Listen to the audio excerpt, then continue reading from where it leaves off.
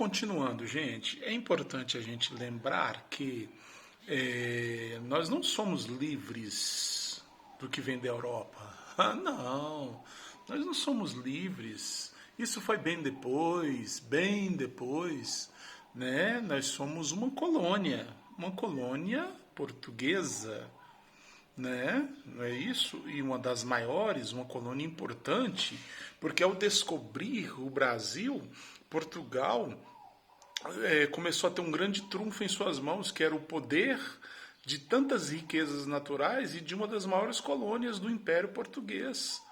Tá? E era importante mostrar dentro desta colônia Brasil que a Contra-Reforma estava sendo planejada, estava sendo executada, estava sendo inserida no nosso contexto de vida. Tanto que o padre Antônio Vieira, como conceptista que era, ele fez isso e, através dos seus escritos, ele informava isso para o rei. Nós vamos ver aqui algumas questões de características do barroco no Brasil. Como eu falei de concepção, né? O padre Antônio Vieira é um conceptista, tá? Mas nós temos dois movimentos, dois tipos de textos, de pessoas, de autores que se estabeleceram nessa época no Brasil, que era a teoria cultista, né? E a conceptista. A cultista, ela tinha por característica principal os textos rebuscados. A forma era mais importante do que o conteúdo. O como eu falo, né, era mais importante do que eu falo. Entendeu? O culto, era o texto culto, elaborado, extremamente bem feito, bem escrito, desenhado.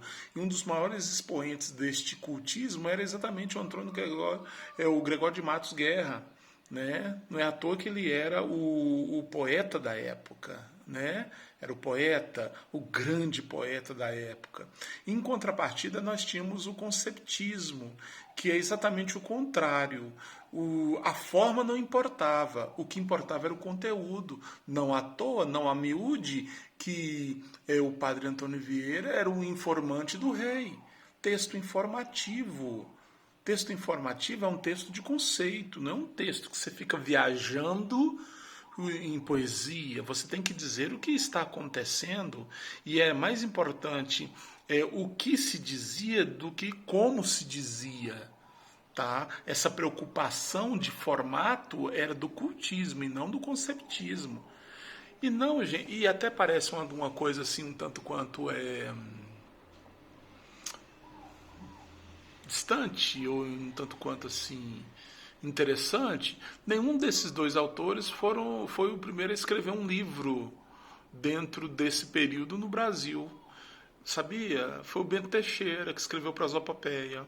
Foi o primeiro livro barroco no Brasil, tá? Mas depois a gente fala sobre isso, tá? Grande abraço.